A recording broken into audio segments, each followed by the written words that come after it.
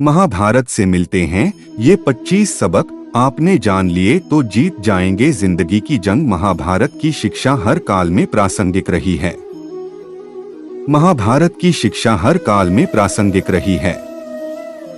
महाभारत को पढ़ने के बाद इससे हमें जो शिक्षा या सबक मिलता है उसे याद रखना भी जरूरी है। तो आओ हम जानते हैं ऐसी ही 25 तरह की शिक्षाएं जो हमें महाभारत, युगंधर और मृत्युंजय पढ़ने पर मिलती हैं।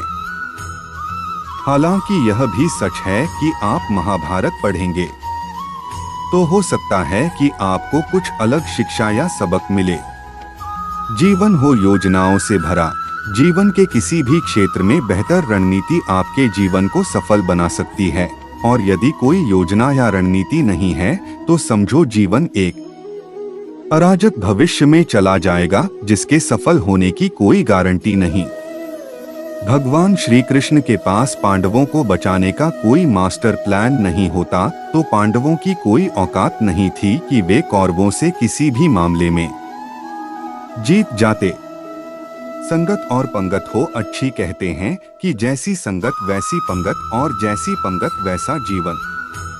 आप लाख अच्छे हैं लेकिन यदि आपकी संगत बुरी है तो आप बर्बाद हो जाएंगे। लेकिन यदि आप लाख बुरे हैं और आपकी संगत अच्छे लोगों से है और आप उनकी सुनते भी हैं तो निश्चित ही आप आबाद हो जाएंगे।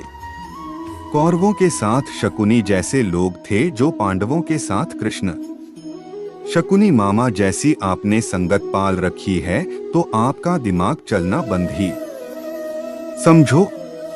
अधूरा ज्ञान घातक, कहते हैं कि अधूरा ज्ञान सबसे खतरनाक होता है। इस बात का उदाहरण है अभिमन्यु।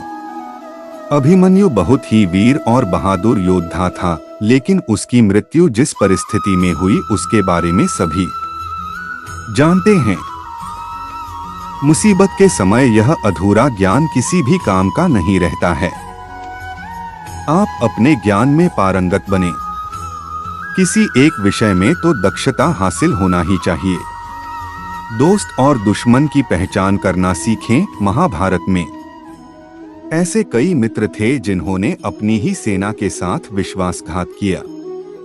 ऐसे भी कई लोग थे जो ऐन वक्त पर पाला बदलकर कौरवों या पांडवों के साथ चले गए। शल्य और युयुत्सु इसके उदाहरण हैं। इसीलिए कहते हैं कि कई बार दोस्त के भेष में दुश्मन हमारे साथ आ जाते हैं और हमसे कई तरह के राज लेते रहते हैं। कुछ ऐसे भी दोस्त होते हैं जो दोनों तरफ होते हैं, जैसे कौरवों का साथ दे रहे भीष्म, द्रोण और विदुर ने अंतत युद्ध में पांडवों का ही साथ दिया। हथियार से ज्यादा घातक बोल वचन। महाभारत का युद्ध नहीं होता यदि कुछ लोग अपने वचनों पर संयम रख लेते।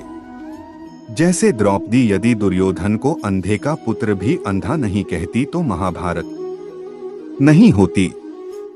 शिशुपाल और शकुनी हमेशा चुभने वाली बातें ही करते थे, लेकिन उनका हश्र क्या हुआ यह सभी जानते हैं। सबक यह कि कुछ भी बोलने से पहले हमें यह सोच लेना चाहिए कि इसका आपके जीवन, परिवार या राष्ट्र पर क्या असर होगा।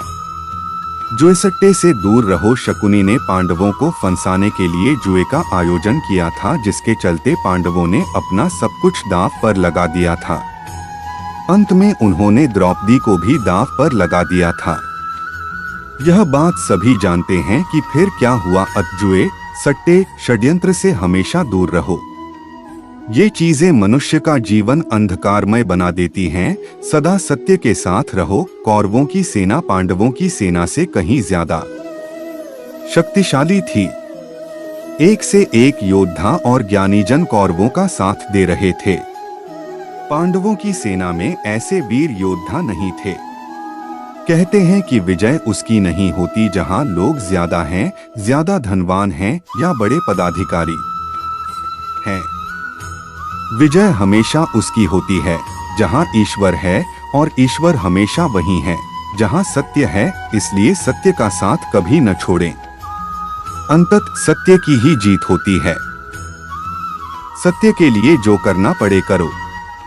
लड़ाई से डरने वाले मिट जाते हैं। जिंदगी एक उत्सव है, संघर्ष नहीं। लेकिन जीवन के कुछ मोर्चों पर व्यक्ति को लड़ने के लिए हमेशा तैयार रहना चाहिए। जो व्यक्ति लड़ना नहीं जानता, युद्ध उसी पर थोपा जाएगा या उसको सबसे पहले मारा जाएगा। महाभारत में पांडवों को यह बात श्री कृष्ण ने अच्छे से सिखाई थी।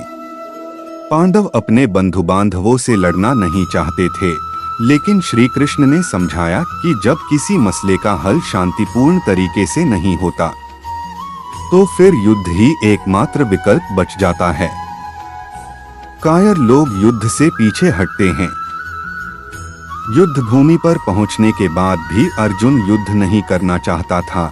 तब भगवान श्री कृष्ण ने उससे कहा कि न कोई मरता है और न कोई मारता है, सभी निमित्त मात्र हैं। आत्मा अजर और अमर है, इसलिए मरने या मारने से क्या डरना है। इसलिए खुद नहीं बदलोगे तो समाज तुम्हें बदल देगा। जीवन में हमेशा दानी, उदार और दयालु होने से काम नहीं चलता।